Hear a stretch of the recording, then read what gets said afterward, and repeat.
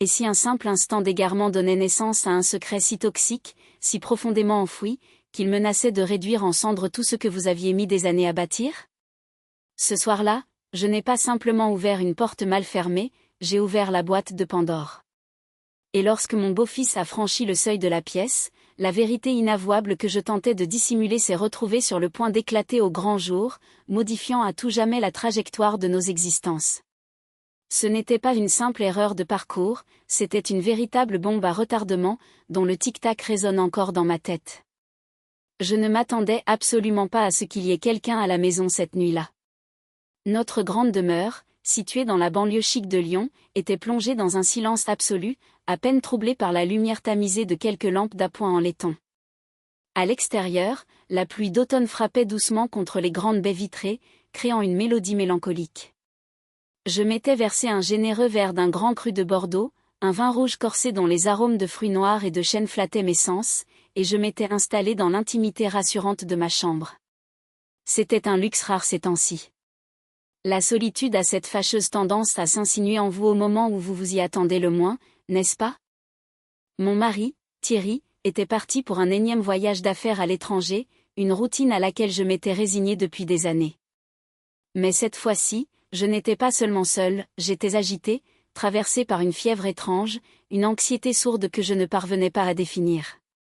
C'était une douleur lancinante, un vide affectif qu'aucune dose de maîtrise de soi ne pouvait apaiser.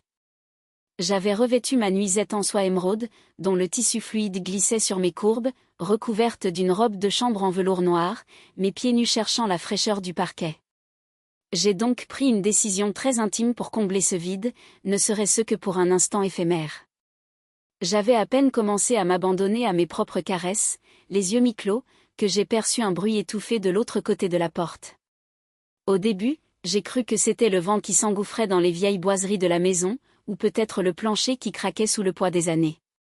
Mais ensuite, je l'ai entendu à nouveau. Des pas. Mon cœur a fait un bond dans ma poitrine, cognant violemment contre mes côtes, mais je me suis efforcée de me rassurer. Mon beau-fils, Léo, m'avait prévenu qu'il sortait faire la fête avec ses amis en centre-ville, il n'y avait donc aucune raison logique de penser qu'il rentrerait si tôt. Et pourtant, mon sang s'est glacé lorsque j'ai entendu sa voix, basse mais terriblement proche. « Amélie, tu es là? Tout va bien ?» Une panique viscérale s'est emparée de moi. La chambre était plongée dans la pénombre, à l'exception de la lueur bleutée et vacillante de l'écran de télévision. J'ai cherché la télécommande à tâtons sur les draps froissés, tentant désespérément de l'éteindre, mais mes mains tremblantes m'ont trahi. Ce son sans équivoque et terriblement accusateur, a résonné plus fort que jamais. « Amélie ?» a-t-il répété, sa voix se rapprochant dangereusement. Avant même que je ne puisse formuler une phrase cohérente pour le renvoyer, la porte a grincé sur ses gonds. Je ne l'avais pas verrouillée. Il se tenait là, dans l'encadrement de la porte, les yeux écarquillés par la stupeur. Pendant une fraction de seconde qui m'a paru durer une éternité, aucun de nous n'a esquissé le moindre geste, tous deux prisonniers d'une toile invisible tissée de choc et d'une gêne indicible. Je ne savais pas quelle réaction j'attendais de lui, qu'il détourne le regard avec pudeur, qu'il éclate d'un rire nerveux, ou qu'il prononce une remarque cinglante. Mais au lieu de cela, j'ai lu dans son expression quelque chose de totalement inattendu. De la curiosité. Une curiosité brûlante. Je croyais qu'il y avait un problème, a-t-il murmuré, la voix légèrement éraillée. Son regard sombre a fait des allers-retours frénétiques entre mon corps à demi dénudé, ma respiration haletante, et l'écran, avant de se détourner brusquement. « Ce n'est pas de ma faute, ai-je balbutié, la voix tremblante. Ce n'est pas ce que tu crois. » Mais, bien évidemment, c'était exactement ce qu'il croyait. Mes joues étaient en feu, une chaleur écrasante envahissait mon visage alors que je cherchais désespérément une excuse plausible, mais les mots restaient coincés dans ma gorge. La tension dans la pièce était suffocante, épaisse, semblable à un fil de soie tendu à l'extrême, prêt à se rompre au moindre souffle. Finalement, il s'est raclé la gorge, passant une main nerveuse dans ses cheveux bruns en bataille, et a marmonné, « Je vais te laisser. Je veux dire, je dois y aller. » Mais il n'est pas parti immédiatement. Il est resté planté là, immobile pendant une seconde de plus, comme s'il était physiquement incapable de s'arracher à cette vision.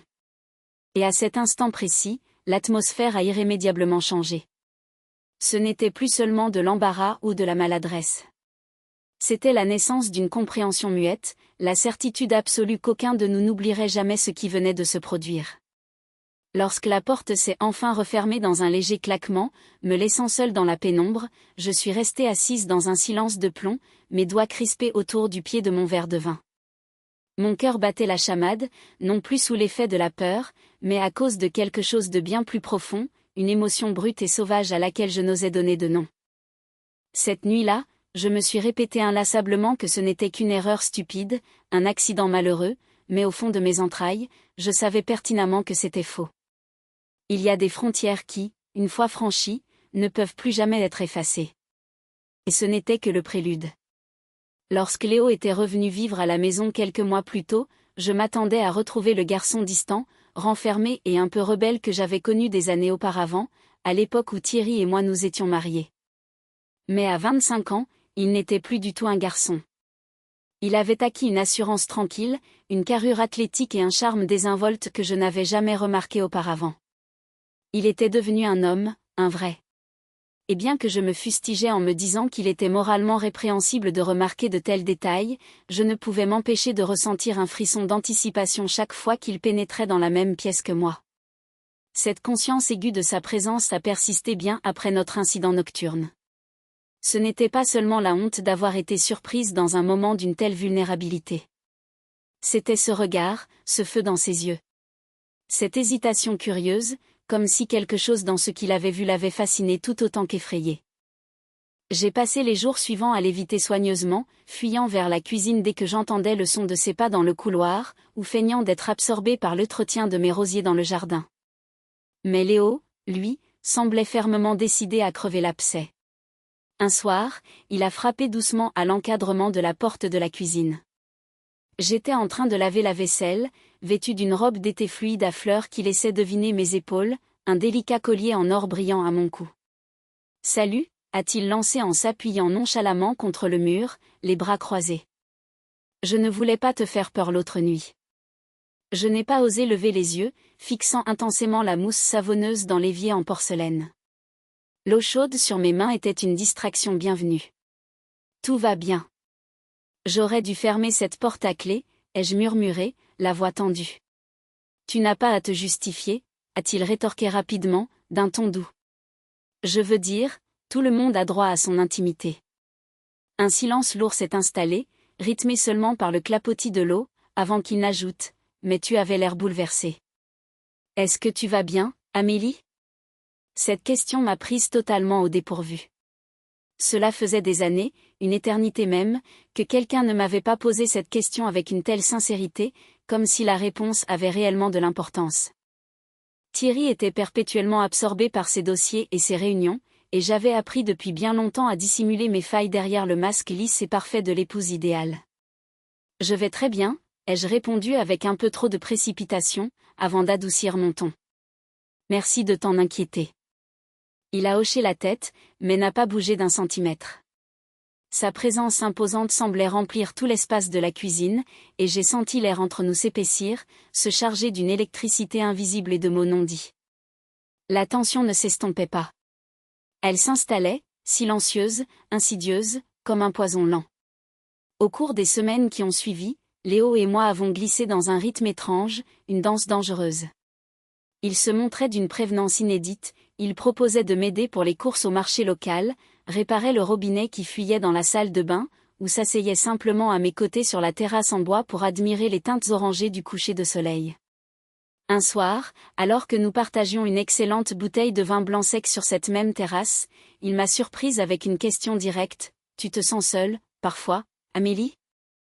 Je me suis figée, mon verre suspendu à quelques centimètres de mes lèvres peintes. Comment ça, ce que je veux dire ? Je veux dire que mon père est tout le temps parti, et on dirait que tu n'as personne à qui te confier. Ces mots ont touché une corde sensible, une blessure à vif dont j'ignorais presque l'existence. C'est faux, ai-je répliqué, adoptant une posture défensive que je n'avais pas préméditée. Léo a haussé les épaules, son regard sombre ancré dans le mien avec une intensité troublante. Je dis juste que je suis là. Si jamais tu as besoin de parler, ou de ne pas parler. Comme tu veux. Il y avait dans sa franchise quelque chose de profondément désarmant. Ce n'était pas de la pitié, c'était une véritable connexion. L'inévitable s'est produit une autre nuit, tard. J'étais descendue au rez-de-chaussée pour me servir un verre d'eau glacée, et j'ai trouvé Léo affalé dans le canapé du salon, son visage éclairé par la lueur blafarde d'un documentaire à la télévision. Il a levé les yeux à mon approche, et ses traits se sont adoucis instantanément. « Tu n'arrives pas à dormir ?» a-t-il demandé d'une voix rauque. J'ai secoué la tête, resserrant le PAN de ma robe de chambre. « Pas vraiment. »« Tu veux me tenir compagnie ?» a-t-il proposé en tapotant la place vide à côté de lui. J'ai hésité, mon instinct me hurlant de fuir, mais j'ai fini par m'enfoncer dans le fauteuil en cuir juste en face de lui. Au début, le silence qui nous enveloppait était confortable, apaisant. Puis, il a saisi la télécommande, a éteint la télévision, et s'est penché en avant, posant ses coudes sur ses genoux, ses yeux fixés sur moi. Cette nuit-là, a-t-il commencé d'une voix à peine audible. Je me suis raidi, mes ongles s'enfonçant dans le cuir des accoudoirs. Léo, s'il te plaît. Nous n'avons pas besoin de remuer ça. Peut-être pas, a-t-il concédé. Mais je n'arrive pas à arrêter d'y penser. Ça m'obsède. Mon souffle s'est bloqué dans ma gorge. Léo s'est levé avec une grâce féline, a traversé l'espace qui nous séparait et s'est assis sur le bord de la table basse en verre, à quelques centimètres à peine de mes genoux. Je ne cherche pas à te mettre mal à l'aise, a-t-il chuchoté, son souffle chaud caressant mon visage. Mais je sais que tu le ressens aussi. Le poids de sa déclaration est resté suspendu entre nous, indéniable, terrifiant de vérité. J'ai entrouvert les lèvres pour protester, pour lui jeter au visage qu'il se trompait lourdement, qu'il n'était qu'un enfant arrogant. Mais ma propre vérité m'a trahi. Je ne pouvais plus mentir. Cette nuit-là a marqué la première fois où nous avons franchi la ligne rouge. Ce n'était ni prémédité, ni rationnel, mais c'était d'une fatalité absolue. Les jours qui ont suivi se sont fondus dans un brouillard enivrant de moments volés, de baisers fiévreux dans les couloirs sombres et de promesses murmurées sur l'oreiller. Nous nous racontions des mensonges rassurants, ce n'était qu'une passade, une aventure éphémère pour tromper l'ennui. Mais plus nous passions de temps enlacés, plus il devenait impossible de nier la profondeur de ce qui nous unissait. Léo me regardait, me touchait, me comprenait d'une manière que je n'avais pas connue depuis des décennies. Il me faisait me sentir vivante, vibrante, et intensément désirée. Mais à chaque caresse clandestine, à chaque regard chargé de sous-entendus, le danger grandissait. Thierry devait rentrer de son voyage d'affaires dans quelques semaines. Et bien que nous redoublions de prudence, le stress lié à notre secret commençait à nous ronger de l'intérieur. Un après-midi, alors que nous rentrions d'une promenade secrète dans un parc boisé des environs, nous avons été cueillis à froid par une visiteuse inattendue, Chloé, l'ex-petite amie de Léo. Elle se tenait sur le perron, les bras croisés sur sa veste en cuir, moulée dans une robe rouge provocante. Un sourire narquois, presque carnassier, étirait ses lèvres peintes. « Léo » a-t-elle traîné d'une voix mielleuse. « Ça fait un bail. » Son regard perçant a glissé vers moi, s'attardant sur mes cheveux légèrement ébouriffés et mes joues rosies, une fraction de seconde de trop. J'ai senti un frisson glacial descendre le long de ma colonne vertébrale. « Chloé, qu'est-ce que tu fiches ici ?» a demandé Léo, peinant à masquer l'agacement dans sa voix. « Je me suis dit que j'allais passer te faire un petit coucou », a-t-elle répondu avec une fausse innocence, bien que ses yeux trahissent des intentions bien plus sombres. « J'ai beaucoup pensé à toi ces derniers temps. » Pendant qu'elle parlait, son regard acéré faisait la navette entre nous deux, et j'ai eu une illumination terrifiante. D'une manière ou d'une autre, elle avait deviné. C'était le début de notre descente aux enfers. La présence de Chloé était une menace que nous n'avions absolument pas anticipée, et sa ruse s'est révélée bien plus aiguisée que nous ne l'avions imaginé. Elle avait un don inné pour fouiner là où elle n'avait rien à faire. Très vite, elle a commencé à poser des questions insidieuses auxquelles ni Léo ni moi ne voulions répondre. À mesure que les enjeux devenaient vitaux, la tension devenait insoutenable. Alors que je m'épuisais à maintenir la façade d'une vie bourgeoise parfaitement normale, les fissures devenaient béantes. Le retour inopiné de Chloé avait détruit notre fragile équilibre. Elle prétendait que ses visites étaient spontanées, mais je percevais le calcul froid derrière chacune de ses phrases, derrière chaque œillade qu'elle me lançait. Ses yeux s'attardaient sur Léo avec une possessivité malsaine quand elle pensait que je regardais ailleurs, et son sourire cachait une lame tranchante qui sonnait comme un avertissement. Léo et moi faisions de notre mieux pour agir comme si elle ne nous atteignait pas. Nous nous persuadions qu'elle n'était qu'un fantôme du passé, une nuisance sans lien avec la passion dévorante que nous vivions. Mais son arrivée avait enclenché un compte à rebours mortel. Une semaine plus tard, Thierry m'a appelé pour m'annoncer que son séjour à l'étranger était prolongé. Sa voix au téléphone était lointaine, métallique, bien plus préoccupée par les contrats qu'il devait signer que par la femme qui l'attendait dans leur grande maison vide. Je serai de retour dans 2 semaines, peut-être 3, a-t-il lâché, comme s'il s'agissait d'un détail sans importance. Je lui ai dit de prendre soin de lui, mon ton restant calme et parfaitement mesuré, alors qu'à l'intérieur, un cocktail explosif de culpabilité écrasante et de soulagement coupable me donnait la nausée. Cette nuit-là, un orage d'une violence inouïe a éclaté. La pluie s'abattait en torrent furieux, martelant le toit en ardoise et les vitres du salon. Au loin, le tonnerre a grondé avec fracas, et les lumières ont vacillé avant de s'éteindre définitivement, plongeant la maison dans des ténèbres absolues. J'ai allumé plusieurs bougies parfumées, leur lueur dorée dansant sur les murs, et j'ai tenté de me plonger dans un roman, mais mes nerfs étaient à vif. C'est alors que j'ai entendu la voix de Léo depuis le bas de l'escalier. « Amélie ? Tu t'en sors là-haut ? Je gère. » ai-je crié en retour. J'essaie juste de ne pas me casser la figure dans le noir. Quelques instants plus tard, le faisceau blanc de la lampe torche de son téléphone a balayé les marches. Lorsqu'il m'a rejointe, son visage était éclairé par en dessous, lui donnant un air mystérieux. « La compagnie d'électricité annonce que ça pourrait durer plusieurs heures, a-t-il soupiré. Ça te dérange si je reste ici avec toi ? J'ai hésité, mon cœur s'emballant. Bien sûr que non, si l'ambiance bougie ne te dérange pas. Il a esquissé un sourire en coin, ravageur. C'est toujours mieux que de déprimer tout seul dans le noir. Nous avons fini par nous asseoir à même le sol du salon, sur le tapis persan, partageant un grand plaid en laine. Tandis que la tempête faisait rage à l'extérieur, Léo a ramené une bouteille de whisky hors d'âge de la cuisine, et nous nous la sommes fait passer, laissant le liquide ambré brûler doucement nos gorges et dissiper le froid ambiant. « Tu t'es déjà demandé ce que tu ferais si tu n'étais pas ici ? » a-t-il demandé soudainement, brisant le silence. J'ai froncé les sourcils, troublé. « Comment ça ? Je veux dire, si tu n'avais pas épousé mon père. Si tu n'étais pas enfermé dans cette immense baraque à longueur de temps. » La question m'a frappé de plein fouet. « Je ne suis pas enfermé, ai-je rétorqué, bien que mes propres mots sonnent creux à mes oreilles. » Léo a haussé un sourcil sceptique. « Vraiment ? Thierry n'est jamais là. Tu n'as pas l'air épanoui. »« Je ne sais pas, ai-je fini par avouer, baissant les yeux. « Je pense que tu mérites beaucoup mieux que cette vie-là. » Sa voix était d'une douceur infinie. Mon cœur s'est serré douloureusement. Je voulais lui crier qu'il avait tort, que ma vie bourgeoise me comblait, mais dès que j'ai ouvert la bouche, la vérité a jailli, incontrôlable.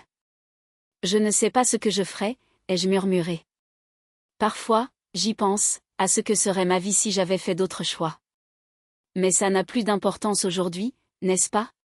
C'est ma vie. » Léo s'est penché vers moi, réduisant l'espace entre nous. Son expression était tendre, mais empreinte d'une intensité brûlante. Ce n'est pas une fatalité.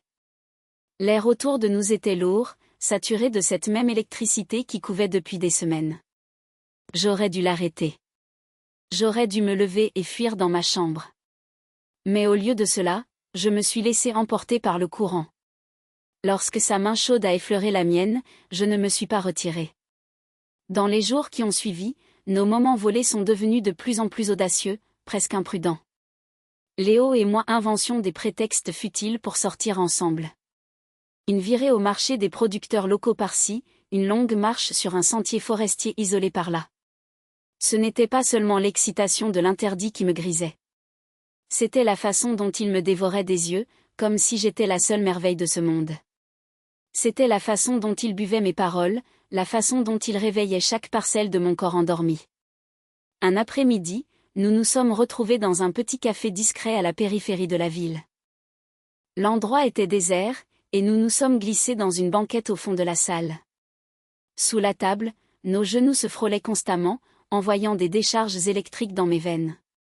J'ai l'impression de vivre la vie d'une autre femme, ai-je soufflé, remuant distraitement mon expresso.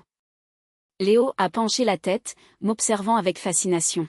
« Pourquoi tu dis ça ?»« Parce que ce n'est pas moi, ai-je répondu doucement. Je ne suis pas le genre de femme qui fait ce genre de choses. Il a tendu le bras par-dessus la table, recouvrant ma main tremblante de la sienne. Peut-être que si. Peut-être que tu l'ignorais, jusqu'à aujourd'hui. J'avais tellement envie de le croire. Mais Chloé n'en avait pas fini avec nous. Léo avait tenté de la convaincre que nous n'étions qu'une famille recomposée normale, qu'il n'y avait absolument rien d'ambigu entre nous. Mais elle n'était pas dupe.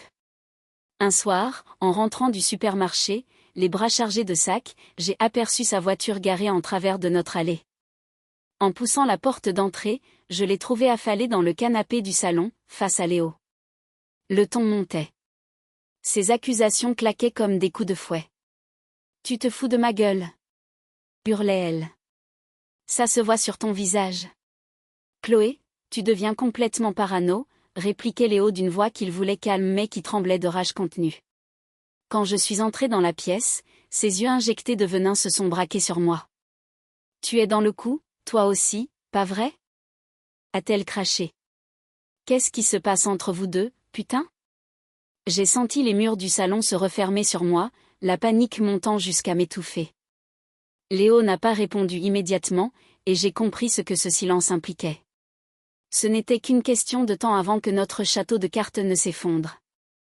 J'ai commencé à réaliser l'ampleur du désastre, la vie confortable que je mettais en péril, et il devenait de plus en plus difficile de justifier notre folie. Et pourtant, je ne pouvais pas m'arrêter. L'addiction était trop forte. La menace que représentait Chloé planait sur nous comme un nuage toxique. Elle n'avait aucune preuve matérielle, mais son instinct de prédatrice et son culot monstre en faisaient un danger mortel. Et Léo, mon pauvre Léo, s'imaginait naïvement qu'en l'ignorant, elle finirait par se lasser et disparaître. « C'est juste du bluff », m'a-t-il assuré un soir, passant un bras protecteur autour de mes épaules alors que nous étions blottis sur le canapé. « Ce n'est pas du bluff. » ai-je sifflé en me dégageant brusquement de son étreinte. « Tu n'as pas vu son regard quand elle est partie. Elle sait, Léo. Elle cherche juste le moyen de nous détruire. Et qu'est-ce que tu veux que je fasse ? Que je la paie ? » a-t-il explosé, la frustration prenant le dessus, avant de se calmer en se frottant le visage. « Je vais régler ça, Amélie. Je te le jure. » Mais je n'étais pas rassurée. Chloé n'était pas le genre de fille qu'on écartait d'un revers de main. Avant même que Léo n'ait pu mettre son plan à exécution, Thierry est rentré de son voyage d'affaires avec 3 jours d'avance. J'étais dans la cuisine, préparant le dîner, quand j'ai entendu la lourde porte d'entrée grincer, suivie du bruit caractéristique de ses chaussures de ville sur le carrelage. Mon estomac s'est noué violemment. Léo était à l'étage. Et même s'il n'y avait rien de compromettant en vue, la simple présence des 2 hommes sous le même toit a fait exploser mon rythme cardiaque. « Amélie ?» a appelé Thierry, sa voix rendue rocailleuse par la fatigue du voyage. Je me suis forcée à afficher un sourire radieux, essuyant frénétiquement mes mains moites sur un torchon, et je me suis avancée vers lui. Il est entré dans la cuisine, déposant sa lourde valise en cuir près de l'îlot central. Son visage était marqué par le décalage horaire, les rides autour de sa bouche paraissaient plus creusées que jamais. « Tu ne m'avais pas prévenu que tu rentrais plus tôt », ai-je lancé d'une voix que j'espérais enjouer. « J'ai bouclé les négociations plus vite que prévu », a-t-il répondu en balayant la pièce du regard. « Léo est là ?» La question m'a glacé le sang. Thierry ne s'était jamais vraiment soucié des allées et venues de son fils. Il doit être dans sa chambre, ai-je répondu avec une prudence extrême. Thierry a grogné d'assentiment et s'est servi un grand verre d'eau minérale. J'ai vu la voiture de Chloé garée dans la rue l'autre jour en partant. Qu'est-ce que ça veut dire ? Mon cœur a raté un battement, mais j'ai maintenu un masque d'indifférence totale. Je ne l'ai pas vue. Elle est peut-être passée discuter avec Léo ? Thierry a hoché la tête, sans insister davantage. Néanmoins, le simple fait qu'il prononce le nom de Chloé m'a laissé un goût de cendre dans la bouche. Chloé n'a pas tardé à frapper fort. Un soir où Thierry était retenu à un dîner d'affaires, je suis rentrée d'une course rapide pour la trouver assise sur les marches de notre perron, m'attendant de pied ferme. Ses bras étaient croisés, ses yeux brillaient d'une malice diabolique. « Il faut qu'on parle », a-t-elle décrété d'un ton glacial, avec l'assurance de celle qui tient toutes les cartes en main. J'ai envisagé de l'ignorer et de rentrer m'enfermer, mais sa posture agressive m'a fait comprendre qu'elle ferait un scandale si je fuyais. « Qu'est-ce que tu veux, Chloé ?» ai-je demandé, luttant pour garder une voix stable. Elle a eu un sourire carnassier. Droit au but. J'adore ça. Elle a marqué une pause théâtrale, avant de lâcher « Je veux Léo ». Ces mots étaient tranchants comme des lames de rasoir, et je voyais très bien où elle voulait en venir. « Quoi qu'il se passe entre vous deux, a-t-elle poursuivi en s'approchant de moi, ça ne durera pas. Alors pourquoi tu ne te retires pas gentiment pour le laisser revenir vers moi ?» J'ai laissé échapper un rire amer, nerveux. Léo est un homme adulte. Il est parfaitement capable de prendre ses propres décisions. Son sourire s'est élargi, dévoilant ses dents. Bien sûr qu'il l'est. Mais comment penses-tu que Thierry réagirait s'il découvrait votre petit arrangement sordide? Ou le reste de vos amis de la haute société, d'ailleurs? Ma gorge s'est serrée à m'en étouffer. Tu n'oserais pas, ai-je chuchoté, horrifiée. Elle s'est penchée vers moi, son parfum bon marché m'agressant les narines. Sa voix n'était plus qu'un murmure venimeux. Juste un petit message. Une photo volée par-ci. Un sous-entendu par-là. Et ta petite vie parfaite de bourgeoise volera en éclats. Cette nuit-là, j'ai tout raconté à Léo, en larmes. Il faut qu'on l'arrête, ai-je sangloté. Si elle parle à ton père, c'est la fin pour nous deux.